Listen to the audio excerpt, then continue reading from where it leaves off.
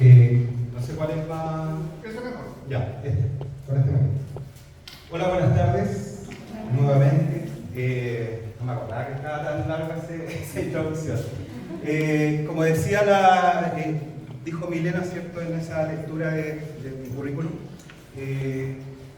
tengo una ascendencia, podríamos decirlo así, como bien nutría y en la que me he dedicado a conocerla para poder llegar a esta presentación, de la cual vamos a tener unos 20 minutitos, ¿cierto?, 25 minutos, y después algunas preguntas que puedan hacer. Y la intención a través de esta presentación es poder plantearles la importancia, lo significativo que es acceder a la oralidad de nuestros abuelos.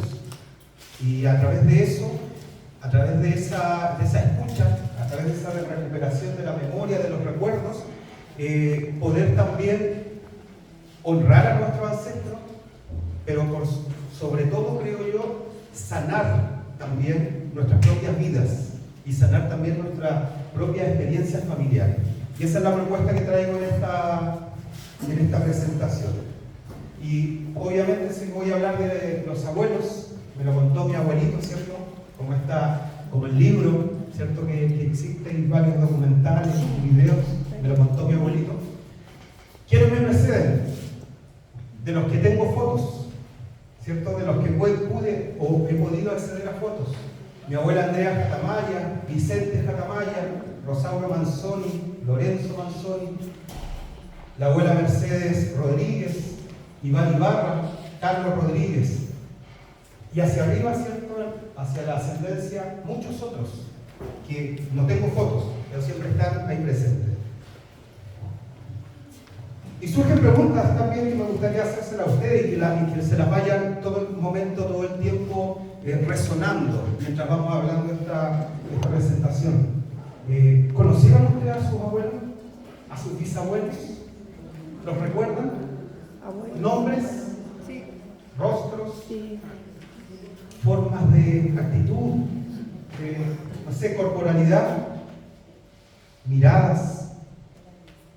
¿Escucharon alguna vez de ellos historias? Historias de la familia, historias del pueblo, historias de ellos mismos. Los abuelos siempre están ahí presentes y también hay que asumirlo, ¿cierto? Abuelos que nos recuerdan o nos traen recuerdos negativos, pero también recuerdos positivos. Y en eso, o en esa mirada, en ese hacernos conscientes de nuestro abuelo, tenemos que tomar en cuenta a todos ellos, porque nosotros somos el fruto de muchas experiencias y de muchas vivencias, desde esos abuelos hasta nuestra generación. Bueno, yo soy guarino, nací en Iquique, debo haber estado 2 días, ¿cierto? Y después me llevaron a Guara, de un ala, porque allá estaba toda mi familia. Ya lo sabe Ricardo, ¿cierto?, que compartimos ese honor de ser de Guara. Y mi vida de pequeño transcurrió por mucho tiempo en esa casa, no sé si la ubican, donde están las letras hoy día actualmente, ¿cierto? Nosotros le llamamos la Casa Grande, pero esa era la estación de ferrocarriles. En 1936 se inauguró, alcanzó a funcionar, ¿cierto?, y a tener un servicio de ferrocarril longino, pero su objetivo principal era conectar a Guara con Chusmisa por la extracción de azufre, cosa que nunca pasó. Anécdota, cuando inauguraron esta casa en el 36, el alcalde de Iquique, que era además el alcalde de toda la provincia, se dirigió en una comitiva a Guara, y por la altura del cruce de Humberston tuvo un accidente el vehículo. Un vehículo que viajaba en ese tiempo a unos 60 kilómetros por hora. Y el vehículo se volcó. Lamentablemente no se pudo hacer la ceremonia ese día y se corrió para otra vez. Pero en esta casa actualmente vive mi abuelo. Y antiguamente vivía mi abuela con mi abuelo. Mi abuela ya no está. Y mis padres, que tienen todavía un almacén en Guara, ellos viajaban muy seguido a Iquique. Entonces, al más chico había que dejarlo con alguien, al cuidado, ¿cierto?, del abuelo o de los abuelos. Por lo tanto, mi vida siempre estuvo relacionada en esa casa. Yo pasaba tarde, mañana, tarde y hasta a veces en la noche con mis abuelos. Y ahí, después del colegio o antes del colegio, siempre estaba sometido a las prácticas que tenían ellos, a la dinámica, ¿cierto? A la rutina que tenían ellos en el cotidiano. Y en ese cotidiano uno va escuchando cosas, porque los abuelos, como todas las personas, ¿cierto? De repente nos gusta hablar, nos gusta mostrar experiencias. Si veía un lagarto, el abuelo procedía a hablarme una historia sobre los lagartos. O mi abuelita, cuando iba al huerto con ella, me hablaba de cómo sembraban en su pueblo, de cómo lo hacía su padre. Y así, cada una de esas experiencias fueron entrando al oído y poco a poco fueron quedando. Y por eso el título, me lo contó mi abuelito. Porque después de tanto escuchar, vino el descubrimiento. Porque tenía 5 o 6 años, primero escuchaba, pero no me hacía mucho sentido tal vez lo que escuchaba de mis abuelos.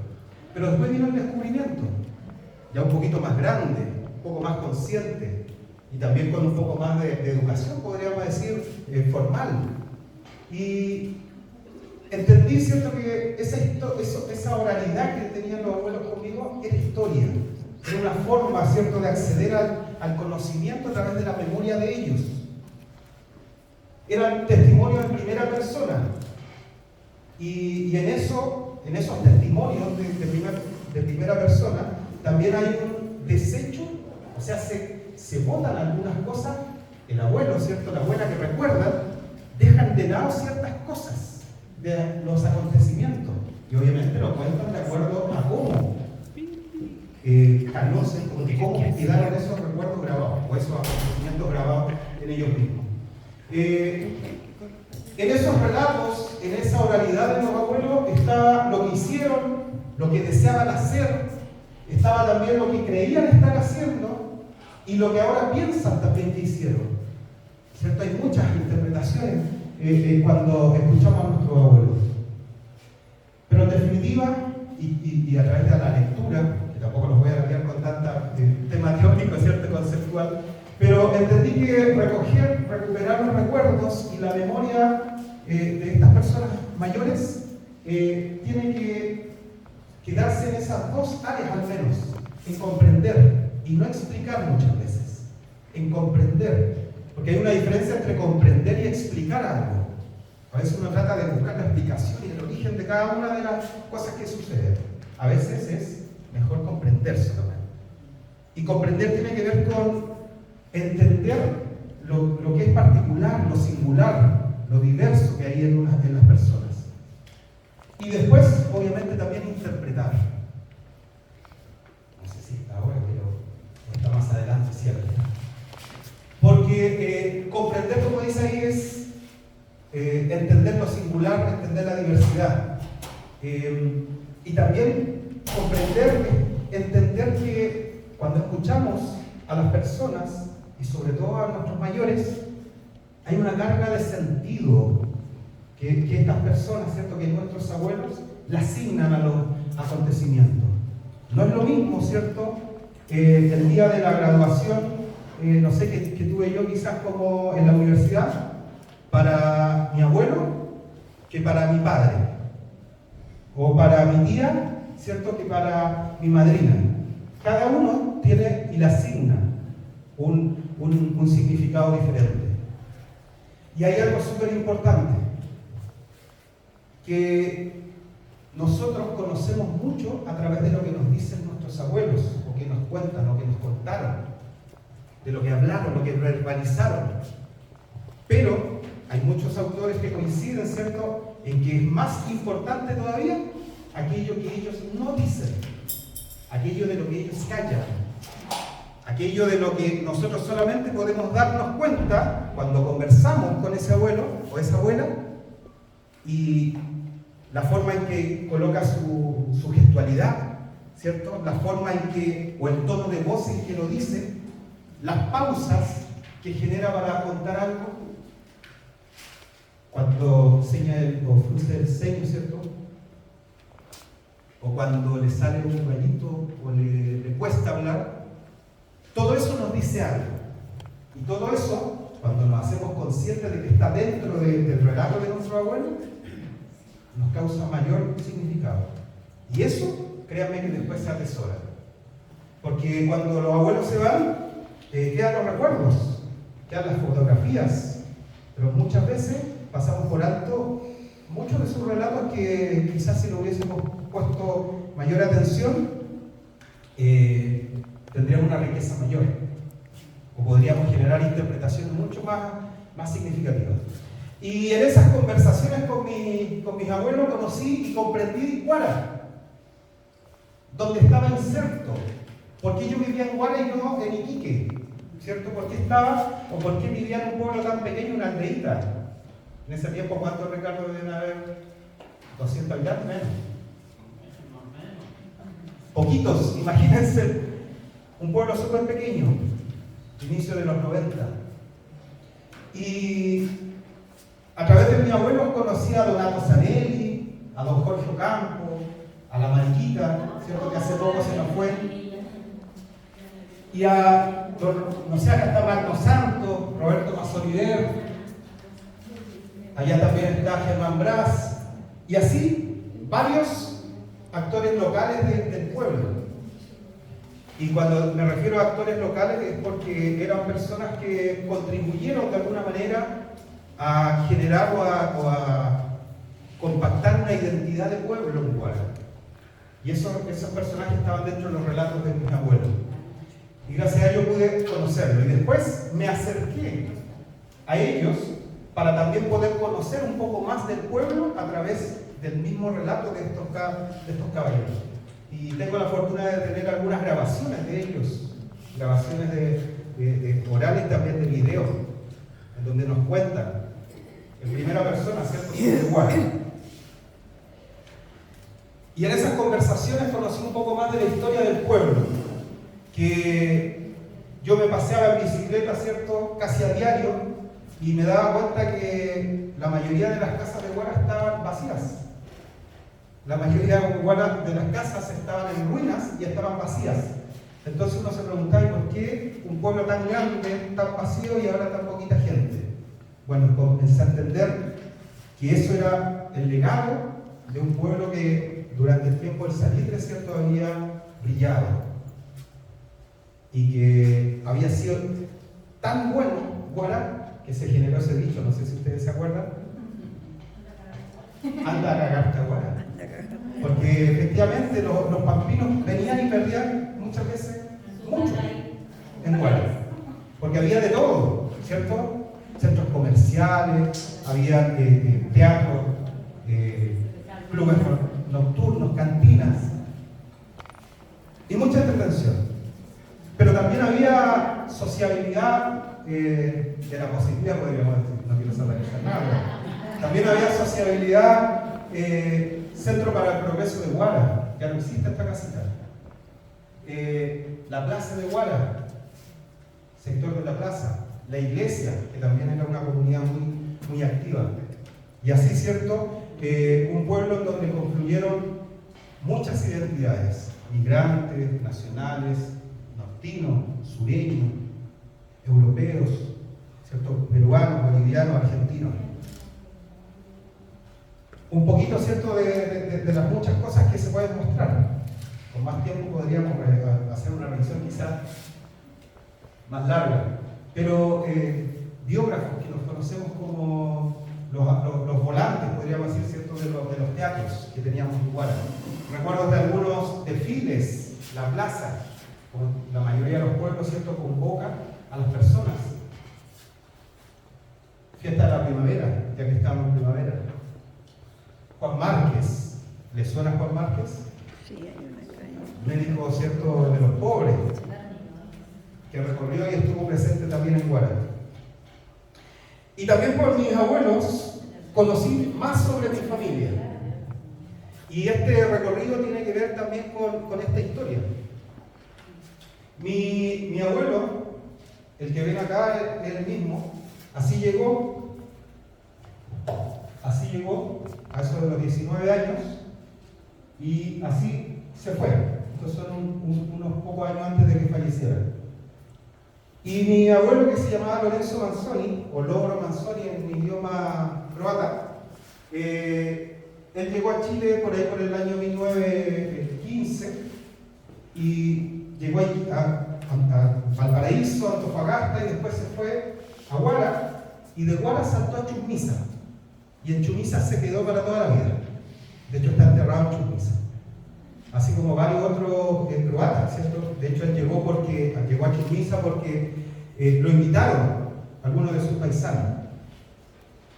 Y una vez que se estableció en Chumisa y apoyó también mucho a don Natalio Mamich para poder emprender este negocio del socavón, de las aguas termales, para poder después embotellar esa agua. Y no me voy a meter más ahí porque después ¿cierto? Se han generado muchas dificultades. Se estableció con un pequeño negocio y muchos de ustedes sabrán, ¿cierto?, que antiguamente, obviamente, en esos tiempos, estamos hablando de los años 20, 30, no había carreteras hacia los pueblos, no teníamos la red de caminos que tenemos hoy día, sino que había rutas caravaneras, rutas donde pasaban o se trasladaban los agricultores, y además se generaban intercambios comerciales, ¿cierto? Desde Chumisa había una conexión directa con Chiapas, donde iban también a comerciar, que también habían otros croatas, y también a un pueblo pequeñito, muy pequeñito, no sé si lo conocen, pero que tiene un tremendo... Denme un segundo. Es un pueblo muy pequeñito, pero que tiene un tremendo templo, el pueblo de Siquisa. Y mi abuelo Lorenzo, en esa necesidad de poder comerciar, comenzó a recorrer pueblos. Y en una de esas llegó al pueblo de Siquisa. Y en el pueblo de Siquisa conoció a un caballero ya de edad en ese tiempo, que era don Genaro Llanes, que era uno de los, podríamos decir, caciques del pueblo. Y don Genaro Llanes, que era mi tatarabuelo, tenía varios hijos, y entre ellos una hija menor, 17 años aproximadamente. Y sucedió algo que es súper particular, pero que quizás no es, o fue muy común tal vez, ¿cierto?, en esos tiempos. Muchas veces esa historia se calla, y por eso vuelvo a este punto y lo que quiero mostrar también, de que ese abuelo, movido por cierto interés económico, genera una alianza con el abuelo Lorenzo y le pide una dote a cambio de su hija. Y el abuelo Lorenzo en ese tiempo, según nos relatan los mismos abuelos de la familia Llanes y también de mi abuelo, él tenía o había rematado hace un poco tiempo un grupo de mulas, que en esos tiempos las mulas eran como el camión de un 3/4 de día quizás, ¿cierto? Por lo tanto significaba un buen recurso y genera este cierto intercambio. Y mi abuela Agustina Llanes se casa, de cierta manera obligada, con mi bisabuelo, que ya para ese tiempo tenía algo de 41 o 42 años, y mi abuela 17. Entonces entenderán ustedes que esa relación no iba o no se auguraba muy exitosa. Y efectivamente, hubo, como resultado de esta relación, hubo 3 hijos, entre ellos mi abuelo y 2 hijas más. Y al poco tiempo, mi abuela, y esto es parte de la interpretación, lo que mencionaba hace un rato, quizás movida por el desentendimiento con este caballero, que además no hablaba nada de español, o sea, con suerte debe haber hablado algunas palabras básicas, un caballero que además, como no se le entendía quizás qué actitudes debe haber tenido, no sabemos. Esta mujer que era, entre comillas, una niña, una adolescente todavía, y que además, según sabemos, la familia tenía otro pretendiente de su edad, que se ofrecía, digamos, una mejor experiencia, una mejor, digamos, futuro. Y lo que termina pasando es que se separan. Y mi abuela Agustina abandona ese hogar y se va fuera de Sitiza. Y se va al sector de Arica. Y eso significó que esos 3 niños quedaron solos al cuidado de un caballero, ¿cierto? Que estaba solo en Churmiza, no tenía posiblemente las habilidades parentales, que al final esos niños tuvieron que quedar al cuidado del abuelo, y el abuelo, que en este caso era Genaro Yanes, se los entrega o de cierta forma le pide el apoyo a uno de sus hijos mayores, que es el abuelo Félix Yanes, y él termina cuidando a estos 3 niños hasta que se transforman en hombres y mujeres de bien. Pero ustedes fueron acompañando con su sentir, ¿cierto?, esta historia. Imagínense todo eso que se generan en las familias, esos recuerdos, esos ciertos, podríamos incluso decir, traumas de la separación, de la ausencia de una madre, de la presencia de un padre, pero ahí a medias también, del cambio de la figura paterna a un tío, a vivir de cierta forma como un casi huérfano. Se van generando muchas situaciones, digamos, en el crecimiento de esos niños. Y bueno, mi abuelo en este caso va creciendo. Afortunadamente tienen muy buen vínculo con su tío, son bien apoyados y heredan también el trabajo que tenía la familia, en este caso la familia Yanes, y que tenía que ver con comerciar. Y empieza mi abuelo a trasladarse también de Churmiza a Sitiza, desde Sitiza o de Churmiza bajar a Huara para ir a vender o llevar ganado o bien vender verdura u otras cosas, u oro también que se producía ahí en Chiapas, perdón, en Sitiza, a trasladarse a La Tirana, e inclusive, ¿cierto? Y después uno va conociendo historias que se van conectando. Actualmente mi pareja, que es del pueblo de Cibaya, y también con familia en La Tirana, en cierto momento conversando con mi abuelo, le pregunta a mi pareja, bueno, ¿de dónde o de quién eres hijo tú? ¿De quién es tu abuelo o tu abuela? Y él le dice Dionisia Pérez. Ah, Dionisia Pérez. Nacida en La Tirana, pero con familiares en Cibaya. Y él le dice, mi abuelo le dice, bueno, yo cuando era joven llevaba corderos desde Churmiza hasta La Tirana, y en La Tirana llegaba a la casa de tu abuela, al tambo que tenía tu abuela en ese tiempo. Y ahí uno va descubriendo que las vidas nuestras están, de cierta forma, conectadas. Por lo tanto, hay siempre vínculos, siempre hay redes que tenemos que ir honrándolas y tenemos que ir también sanándolas. Y ese es el mensaje que quiero transmitir hoy día. Y porque también dentro de nuestras familias hay mitos y también hay leyendas. A veces uno da por hecho una versión que te contó la familia de tu padre, y tú, por seguir, ¿cierto?, lo que decía el padre, nunca tuviste el valor de investigar o averiguar un poco más la versión quizás de la madre o de la familia de tu madre. Y por no tener ese valor, se callan muchas cosas hacia abajo, ¿cierto? Y también no se generan los perdones hacia arriba. Y que ahora, ¿cierto? No sé si ustedes han escuchado el tema de las constelaciones familiares y todos los movimientos que hay en torno a eso. Tiene que ver con esto de ir sanando justamente esos vínculos.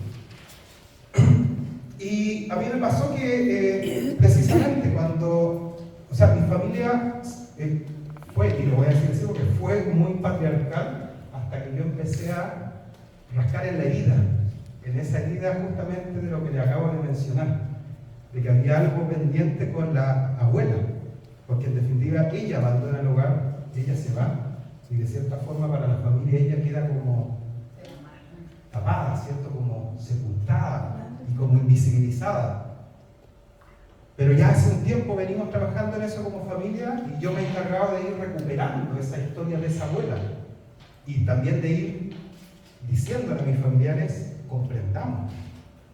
Esta es una interpretación de lo que pudo haber pasado y es lo más comprensible y en base a esa comprensión, perdonemos ese vínculo que se quebró en algún momento. Y en esa necesidad intensa de conocer mi familia, hace un tiempo pude acceder a siempre me cuesta esta palabra, alguien que hace árboles genealógicos. ¿Sí? Y la planteé desde mi hijo Franco, hacia arriba. Y resulta que a través de la familia de mi padre llegué al ancestro más antiguo, por allá por el año 1678, Andrés Quena Quena, nacido en el pueblo de Cipisa. Andrés Quena Quena es el ancestro más antiguo de mi linaje y es del pueblo de Cipisa del año 1678. Y eso me ha servido pero tremendamente para poder ir, uno primero revisa linaje, ¿cierto? Revisa apellidos y uno empieza a ver entonces ya este apellido viene de acá, quiénes son, quiénes quieren, y claro, y uno empieza a ir buscando parentescos. De hecho, así como de forma cómica, tengo muchas personas conocidas que tienen alcances de nombres, o sea, de apellidos, con alguno de mis ancestros, y que hemos conversado esto y terminamos diciéndonos primos. No sabemos si realmente somos primos o no, pero o nos decimos parientes. Porque algo debe haber, ¿no? Y sobre todo cuando se generan conexiones. Sobre todo cuando hay una buena recepción, hay una conexión. Y este es el linaje, digamos, hasta llegar a mi hijo. Háganse conscientes además de eso. ¿Cuánta gente? Para llegar a mí, ¿cuántos hacia atrás? ¿Cierto? Por lo tanto, imagínense cuántas historias.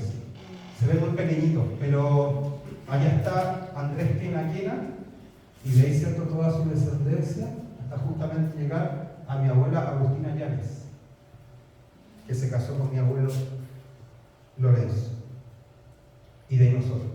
Pero por otro lado, de la familia de mi abuela Andrea Jatamaya, también una ascendencia muy antigua. También uno de los más antiguos, 1844, que se encontró, ¿cierto? Mariano Jatamaya, del pueblo de Jaña. ¿Cierto? Y así hasta llegar también a mi abuelo. Hasta acá me había dedicado harto y había invertido harto tiempo en conocer la historia de mi abuela, o en la parte aymara, podríamos decir, de los locales. Del pueblo de Cipisa, de Chulmisa, de Chiapas, y todo lo que significaba la gran familia aymara, desde mi abuela Andrea hacia arriba y de mi abuelo Rosauro hacia arriba. Pero después me quedó pendiente algo, que era la parte de mi bisabuelo, del croata, de dónde venía, porque de él solamente sabíamos su nombre. Él declaró en su libreta de matrimonio al momento de casarse, declaró de dónde venía, dónde había nacido y el nombre de sus padres, pero no conocía nada más. Bueno, ya estoy casi en las mismas, pero en 2022 tuve una experiencia súper bonita y que pude viajar a Europa, y si viajaba a Europa, obviamente que me iba a ir a meter a Croacia. Y me fui a Croacia, al pueblo de Sutivan, sin tener ninguna conexión previa. Llegué al pueblo de Sutivan, que debo decir además que cuando conocí Sutivan dije, por eso mi abuelo se quedó en Chumisa, porque tiene una geografía muy similar y muy similar a nuestros pueblos. La construcción o el tipo de construcción cambia, utiliza más roca, pero están igual las casas en los cerros y era muy similar. Y empecé, cuando llegué a Sutivan, me encontré dije, lo primero que voy a ir a la iglesia, porque el párroco debe saber dónde viven las familias y los debe conocer. Fui, me recibió el curita, a todo esto no hablamos a través del celular, ¿ya? Me recibió el curita, pero me dijo, espéreme hasta después de las 5, porque me voy a un funeral y después vuelvo, y ahí lo puedo ayudar. No podía, o sea, yo no podía esperarlo, porque a las 5 zarpaba en un barco que nos llevaba de vuelta a Split, porque el pueblo donde nació mi abuelo es la isla de Brax, es una isla que está como a 1 hora de separación con el continente, por lo tanto tenía que volver. Así que deseché esa idea del curita y empecé a recorrer el pueblo. Y en una de esas, y esto yo creo que no fue casualidad, ¿cierto? Pero caminando por el pueblo, un caballero me habla en español. No sé qué tanta probabilidad había que alguien de Croacia me viera y me hablara en español. Y me preguntó que a quién buscaba. Y yo le dije que buscaba a la familia Manzoni. Y me dijo, ah, sí, ellos viven por allá. Y me dio la indicación. Y llegué allá. Llegué a esa casa que me indicó. Golpeé la puerta. Inmediatamente abren la ventana de arriba y aparece una mujer. ¿Sería? Yelka. Y ella me habla en inglés. Y yo le digo, con mi poco inglés, que mi nombre era Mirko Manzoni. Ella escuchó eso, cerró la ventana y sentí que caminó por dentro y abrió la puerta. Inmediatamente me hizo pasar y terminamos conversando y en definitiva nuestro vínculo no es directo, pero sí ellos son una parte de la familia de mi abuelo que quedó en el pueblo de su tía. Y yo iba preparado para un posible encuentro y por eso me llevé mi chumpa. Mi chumpa de mi quebrada, me la llevé y se la fui a regalar a esta familia, ¿cierto? Que me conectaba directamente con mi bisabuelo y también para decirle, este es un regalo, este es un elemento ritual y además significativo para nosotros los hermanos, a donde fue a llegar, ¿cierto? Un miembro de tu familia. Y ahí está. Y se la dejé, se la regalé. Y ellos, ¿cierto? Para poder de cierta forma compensar este regalo, me regalaron un buen litro de vino. Un buen litro de vino de algarrobo. Y yo quedé sorprendidísimo porque yo tenía los recuerdos de niño que mi abuelo sabía hacer vino de algarrobo. Yo cuando le pregunté después de esto, él me dijo que su abuelo ya le había enseñado, pero me quedó la duda, porque estos croatas hacen un vino en una vaina de algarrobo, que es una vaina un poco más grande que la nuestra y de color más oscuro. Y eso le permite también tener una bebida alcohólica bien oscura, bien negra.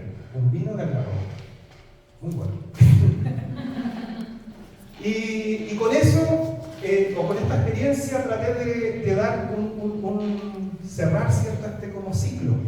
Y ya está como tomar todas estas aristas de los abuelos, de la familia. De ir tratando de sanar, de conocer más, de comprender un poco más. Y también de darle más sentido a nuestra identidad. A la vuelta me traje, muy escondido, no se lo recomiendo, no estar nervioso todo el rato, pero me traje unas botellitas de agua con tierra desde Croacia. No pasa nada. Y la llevamos al cementerio de mi abuelo y se la dejamos ahí como, ¿cierto? Como un recuerdo, como vuelve tu tierra, tu agua, acá. Y bueno, a modo ya de palabras finales, la oralidad de nuestro abuelo y de las personas en general, ¿cierto? Es hablar de subjetividad, es hablar en todo momento de sentimientos, de emociones, de recuerdos manejados por ellos mismos, ¿cierto? Porque, oye, si tu abuelo metió la pata, muchas veces no te va a decir que metió la pata, pero uno se puede dar la cuenta, quizás la forma en que su cuerpo habla, ¿cierto? Pero no lo va a decir. Por lo tanto, hay mucha subjetividad y muchas veces lo que debemos asumir es que en esta oralidad no debemos buscar la verdad, tal cual pasó, ¿cierto? Como cuando se trata de escribir la historia, porque no lo vamos a poder lograr, pero sí vamos a poder comprender cómo ese abuelo, cómo esa abuela se paró en el mundo, cómo enfrentó ciertas cosas. Yo comprendí, por ejemplo, por qué mi abuelo era tan lejano, tan distante con los nietos, a la afectividad física, de un abrazo, por ejemplo, que existía poco, era un saludo de mano, pero sí era muy dadivoso en términos económicos, eso nos gusta. Pero es porque él nunca tuvo un cariño, ¿cierto? Un abrazo, un beso en la frente antes de irse a dormir. Jamás la tuvo. ¿Cómo le podía pedir eso yo a mi abuelo? Lo comprendí. Y, como les decía, ¿cierto? Como son subjetividades, hay que fijarnos en el cuerpo, en lo que él nos dice, en aquello que está invisible, que muchas veces es más relevante de lo mismo que está diciendo. Las historias familiares relatadas contribuyen a la construcción de nuestra identidad. Yo estoy seguro que cada uno de ustedes ha estado haciendo ese ejercicio, recordando, ¿cierto? Y también, si no lo han hecho, los quiero llamar a eso, a preguntarse, ¿cuál es mi identidad? ¿Y por qué? ¿Por qué soy quien soy? Escuchar para, como les decía hace un rato, comprender e interpretar, no juzgar. ¿Cierto? Esa frase que se puso bien de moda, escuchamos pero no juzgamos. Toda la razón. No podemos juzgar lo que pasaron nuestros abuelos con los criterios del presente. Hay que comprender.